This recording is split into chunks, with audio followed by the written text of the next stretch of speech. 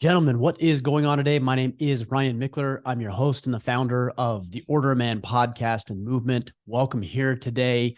If you've been with us for any amount of time, you know it's my goal to equip you with information and tools and resources that you need as a man to thrive. And today I want to talk with you about some of the ways that we as men generally tend to be fairly good when it comes to business, but not so good when it comes to the family.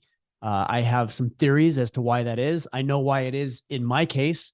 And we're going to talk about that. And we're also going to talk about how we can take what works well on the business front and make sure that we're incorporating some of these concepts on the home front to be more effective, to show our families how much we love them and to lead them effectively. Before I get into that, I just want to mention that we are going to have our exclusive brotherhood, the Iron Council, open back up in March. Middle of March, we're opening it up, and I want you to be able to have the first crack at being able to sign up for that exclusive brotherhood. So if you go to orderofman.com/Iron Council, you can watch a very short video, learn a little bit more about what we're doing, and get notified or sign up to be notified when we open it up in mid-March. Again, that's orderofman.com/Iron Council. So guys, let's talk about this.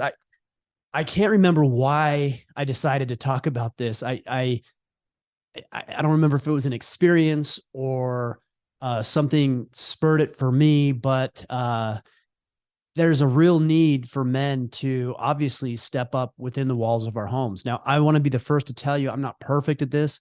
A lot of what I share here on the podcast is more, it seems like, for my own personal benefit than it might be for anybody else's.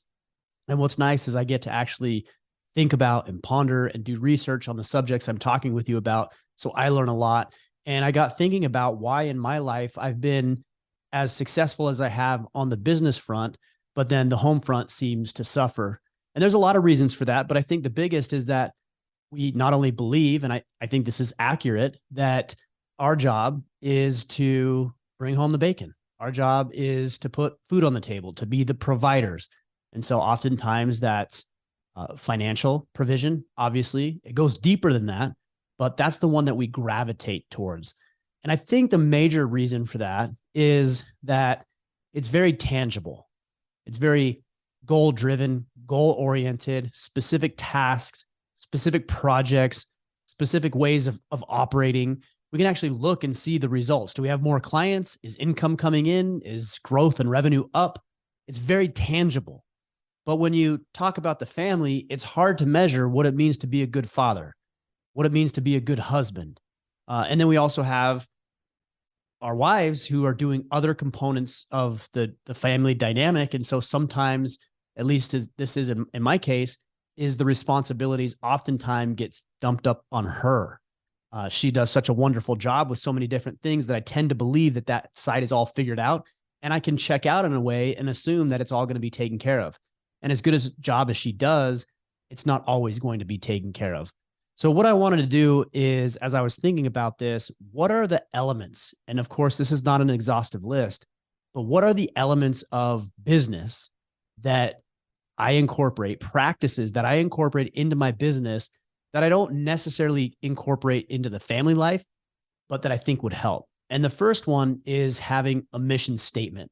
Now, whether you are your own boss, you're self-employed, you have your own company, or you work with an organization, work for a company, usually that organization has a mission statement, a very clearly stated, well-articulated goal or desire or outcome for that business. At a minimum, the way that it's supposed to operate.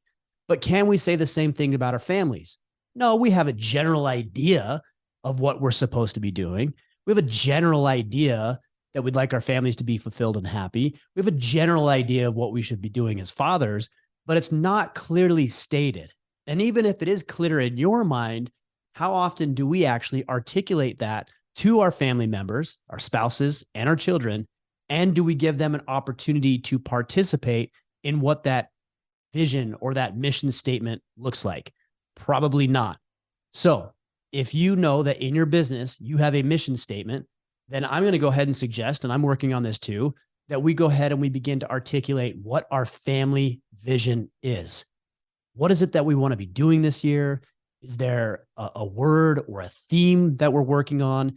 Is there a code of conduct? Is there a way that we behave, a way that we show up? I have it over here on this wall. You can't see it. It's just outside of the frame of this camera, but that's my code of conduct that I have with my sons. And it's admittedly been a while since we reviewed that, but we have a code of conduct and we very infrequently look at it. So I'm going to pull that off the wall tonight. I'm going to sit down with my children and we're going to read through it and we're going to discuss what exactly that means. The benefit of this, of course, is that everybody is on the same page. There's no guesswork about where we're going, where we're trying to get to, how we're going to conduct ourselves, what success actually looks like. And it's amazing. I'm thinking about this, that we have these things in business, but very rarely do we do them with our family members. So let's make sure that we have these vision statements in place, that we have articulated to our family members what we see, that we take into consideration, of course, our spouse, and allow our children to participate in that process, because if they do, it's a larger and greater ownership than if you just regurgitate a bunch of information that has no real deep connection or meaning to them. Number two, one thing that we have in business is that we have meetings, right? For better or worse. Some meetings are relevant and important. Some meetings are irrelevant and a waste of time. But we do have meetings and we do have a way that we communicate, whether it's through a schedule. Sometimes we use programs like Slack or Discord or internal emails, but we're constantly communicating within business. We're having group get-togethers where we're talking about a certain project or a goal or just trying to get an alignment. But do we do this with our families? You can look at the amount of families that actually have family dinners together, and it's dwindling. And outside of that, even just meetings in the morning, that might be a prayer meeting. It might be a meeting over breakfast. It's something simple. You sit down, you have prayer, maybe you read scriptures, and you have a conversation about what's taking place throughout the day. What are your kids engaging in? What activities? You and your wife get on the same page.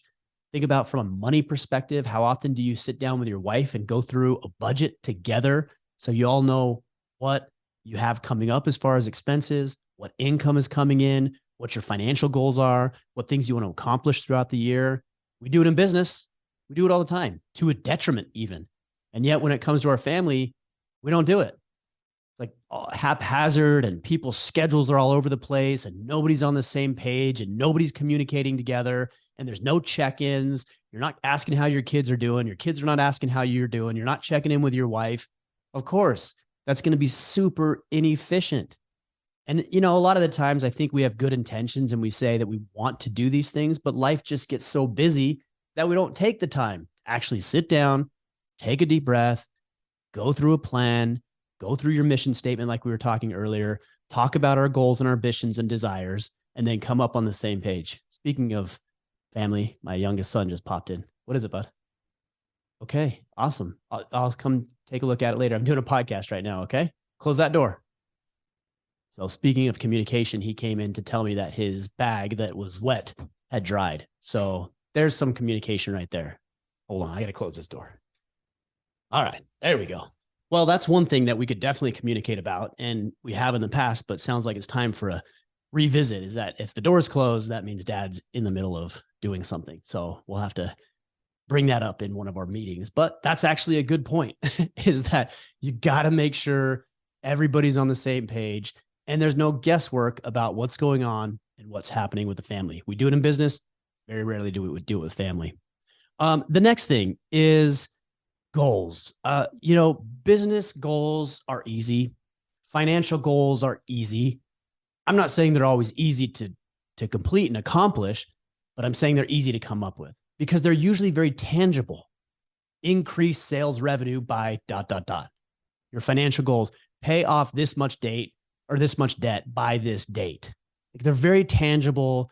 They're very easy for us to wrap our heads around, pick up a certain amount of clients, do a certain amount of revenue, reduce your bottom or increase your bottom line. Very tangible. But again, in family, you can't say, I want to be a better dad and expect that anybody knows what that is, including yourself. What does it actually mean to be a better dad? How does a better dad show up? How are you going to know if you're being better than you were last month? What is a better husband? What is an engaged husband? What is an engaged father? We don't know because we don't take the time to define these terms. So when you have your goals and your ambitions and your desires for your family, because it's so convoluted and it's not really thought of, you just want to be a better husband and father in general, it's no surprise to me that we don't really work towards those very effectively. And we think that just showing up is enough. Well, it's not. And you got to be able to measure being a good dad. How can you measure it? Time. One thing I've done in the past is surveys, asking my wife or asking my kids how I've done, how I'm showing up, how I'm performing, what's going well, what isn't going well. And of course, being able to create the margin or the space for them to answer me honestly, even though it might sting at times, answer me honestly so that I can actually improve in those departments. So how do we quantify this? Well, you take whatever the loose goal is, being a better father, and you start to identify what is a better father. Well, a better father is somebody who engages with his kids. A better father might be somebody who isn't as impatient as he's been in the past. A better father might be somebody who's coaching his son's baseball team. A better father might be somebody who is taking his daughter to practice or taking her on weekly date nights for father and daughter. These are all more concrete, measurable ways of showing up and improving your performance as a father. The same can be said as a husband. Date nights, undivided attention, alone time with your wife, the level of conversations you're having, the level of trust, where that is. Again, if you don't know what it means to be a good husband and father, then it's no wonder that we're not performing to the degree that we're capable of. So we have to quantify it. We have to begin to take that abstract concept of good father and good husband and break it down into realistic goals that are obtainable and will inevitably make you a better father and husband. We got a lot going on in the house today. We got an air horn going on. I don't know if you heard that one. I got kids coming in here. So needless to say, there's some things that we need to work on with regards to the family here. So first, again, mission statement. Second is your meetings, so you're all on the same page. Third is tangible goals. Number 4 is dedicated time. When we come up with our goals and we come up with our desires in business, we know how much time we're going to allocate towards certain things. They're time sensitive. It might be a project, and this is going to take 3 weeks. Or it might just be how much time you're going to spend on a particular project, or how many emails you're going to send out for the day, or how much time you need to do research on a particular project. The same is true with the family, or at least it should be. How much dedicated time, intentional time are you getting with your family? I know in the past, I've been guilty of getting done with my workday. Now I work at home, so it's a little different, a little bit more convenient, which is sometimes good and sometimes presents its own share of challenges. But I have been guilty of just plopping my butt on the couch and thinking that because everybody's just sitting around watching, the latest cartoon, that we're actually connected as a family. Well, that's not true, because that's not intentionality. But I'll tell you what, as I started to cook dinner and do one night a week and breakfast one day a week with my daughter, that's way more intentional. I have way more time dedicated specifically to her. My youngest son, who just came in here several minutes ago, Legos is his big thing. And so it might not be very much, but if I can take 20 or 30 minutes every single day and dedicate to each one of my children, I know that inevitably we're going to have a better, more deeply connected relationship. So what kind of time are you putting in with your family? And I'm not talking about sitting on the couch all watching a movie. Nothing wrong with that, but it can't always be that, especially if that's the default. I'm talking about undivided attention towards each one of your children, and I'm talking about undivided attention with your wife. Do you have the time allocated? Are you dedicating enough time, energy, resources towards those relationships? The problem with not doing this is that we might actually deceive ourselves into believing that we're doing well. And then all of a sudden we wake up and we realize that maybe we aren't doing as good as we thought we were, and that we can do better. I would like you to be proactive. I am trying to be proactive. I don't want to wait until there's a hole in the boat before I start addressing the leak. I want to deal with it now as quickly as I possibly can so it doesn't turn into a large problem later. And guys, the last point that I wanted to make today, and again, of course, this is not an exhaustive list. These are 5 things that I pulled out that I do in business that I should be doing more effectively at home. But the last one is delegation and roles. Within the walls of your home, everybody has a part to play. We all have chores. We all have projects. My wife, for example, takes on the overwhelming majority of the homeschooling. I take on the exclusivity of providing for the family's finances and resources that way. But our kids also have responsibilities, between my daughter helping me make dinner a couple of nights a week, or one night a week and one breakfast per week. My kids, my boys, helping out with inventory for the business and merchandise and doing other chores and keeping their rooms clean. But one thing that we need to be very deliberate about is who's playing what role. And we need to know what everybody is doing. Another one I recently started taking on was on every Wednesday, I teach the science lesson for my children. We've communicated that. We've articulated that. It's my responsibility. And my wife knows that she can rely on me to do that. So I'm coming up with all the supplies. I'm ordering on my Amazon or getting them at the store if I need to. And I'm ready on Wednesday to be able to teach that science class. We've communicated it. There's no guesswork. It is what it is. And she can rely on me to get that done. I can rely on her to get her things done. We should be able to rely on the kids to get their things done. But it's very clearly articulated. It's well communicated. And there's consequences for not doing what every one of us should be doing. So that's a quick overview. I think that if we spent more time dedicated, committed, intentional with our families, we'd have a lot more success as husbands, as fathers, as the patriarch of our homes. Families would be more successful and we would be more fulfilled. I think our relationships would improve as well. So if you have other thoughts and other ideas, how we can take why we're so good when it comes to business and maybe even money, translate that over to these more, I'm not going to say challenging, but harder to define goals and ambitions and desires we have as family men. If you have ideas on that, please share them with me. Send me an email, send me a message, comment on this video on YouTube. By the way, if you're not watching on YouTube, you can. It's at Order of Man, and comment and let me know what you think. But guys, I think it's time we step up in our homes as much as we're willing to within our businesses. Businesses come and go. Companies come and go. People get laid off. People quit. But your family, that's important. So let's make sure we pay them the attention they deserve and do the best that we can. Again, I talked about mission statements, set up meetings, tangible goals, dedicated time and attention towards them, and the delegation and roles of responsibilities within the walls of your home. I hope that helps, guys. Let's go out there. We got to become better family men. We really do. We'll keep talking about it. If you guys have questions, thoughts, ideas, or solutions, please let me know and I'll share those as well.